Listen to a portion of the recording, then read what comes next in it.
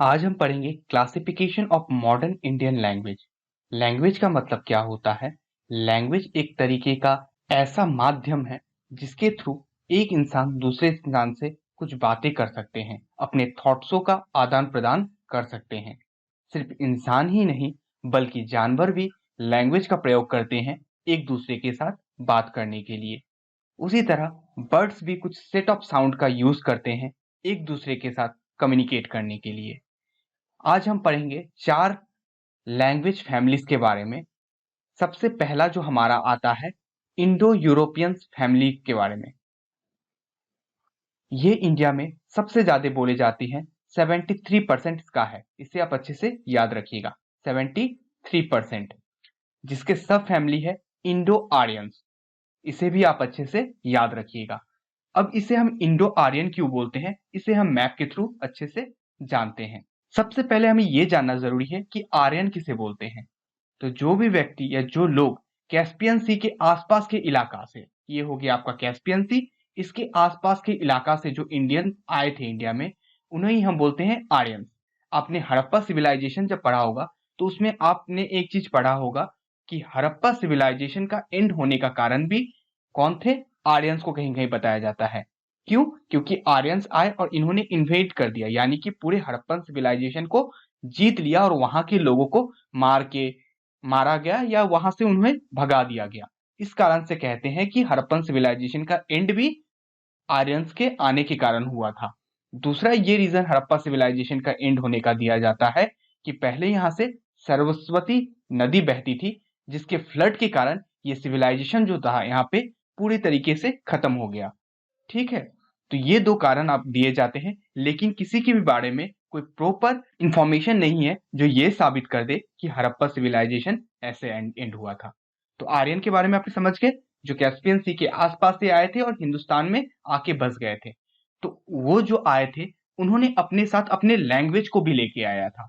इस वजह से उस लैंग्वेज को हम बोलते हैं इंडो आर्यंस। याद रहेगा आपको अच्छे से। तो 73% बोले जाते हैं इंडो आर्यन।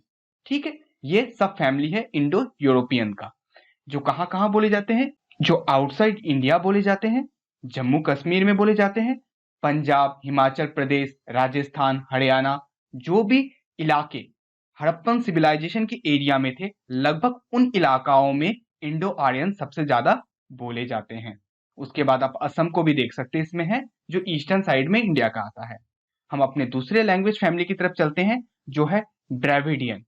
कौन सा है? ड्रेविडियन, जो 20% बोले जाते हैं।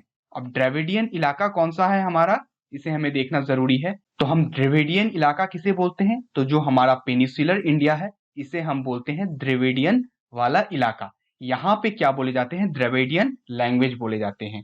कहा जाता है कि इंडो आर्यन से भी पुराना हमारा द्रविडियन लैंग्वेज है। साथ ही साथ जो एकदम साउदर्न पार्ट है इंडिया का, उसे हम त्रवणकोर बोलते हैं। इसे भी आप याद रख लीजिएगा। ये पूरा पार्ट हो गया आपका द्रविडियन, और नीचे वाला जो पार्ट होता है वो है त्रवणकोर। ये जो पूरा भारत है इसे हम स्वतंत्र भारत बोलते हैं। ठीक है, इन तीनों चीज को आप याद रखिएगा।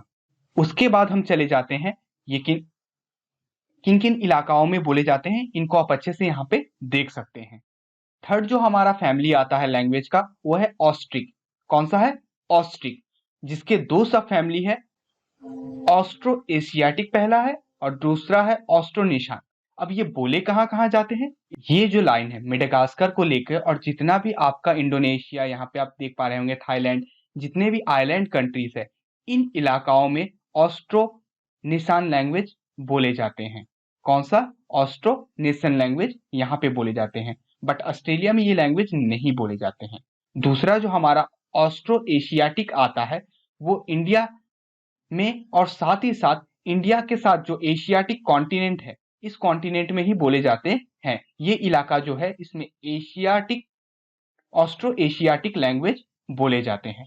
तो यहाँ पे हो गए ऑस्ट्रिक नेशन और ये हो गए ऑस्ट्रो एशियाटिक। इन दोनों को आप अच्छे से याद रखिएगा।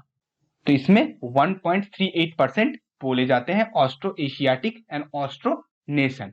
ठीक है, जो हमारा चौथा फैमिली आता है वो है सीनो तिब्बतन। कौन सा है? सीनो तिब्बतन। इसके अंदर भी दो सब फैमिलीज है, तिब्बतो म्यांमारिस चाइनीज चाइनीज अब ये कहाँ कहाँ बोले जाते हैं? ये बोले जाते हैं जम्मू कश्मीर, हिमाचल प्रदेश, सिक्किम, अरुणाचल प्रदेश, असम, नागालैंड, मणिपुर, मिजोरम, त्रिपुरा और मेघालय में। इसको हम मैप के थ्रू जानते हैं। ये सारे इलाका जो हमारा ईस्टर्न पार्ट आ जाते हैं और थोड़ा सेंट्रल का और कुछ नॉर्दर्न पार्ट जो आते हैं, इन इलाकाओं में साइनो चाइनीज और साइनो म्यांमारीज बोले जाते हैं। यहाँ के लोग म्यांमार के लोगों के जैसे देखने में लगभग होते हैं और यहाँ के लोग जो होते हैं लगभग चाइनीज जैसे भी होते हैं। इसी वजह से इन्हें साइनो चाइनीज और साइनो म्यांमारी कहा गया है। यही 4 इंपॉर्टेंट फैमिलीज और इनके सब फैमिलीज के बारे में हमने अच्छे से डिस्कस किया। आशा करता हूं कि आप अच्छे से इन सारी चीजों को समझ सके होंगे। हम मिलते हैं अपने अगले वीडियो में। तब तक स्वस्थ रहे, मस्त रहे, मुस्कुराते रहें और देखते रहें आपकी मंजिल।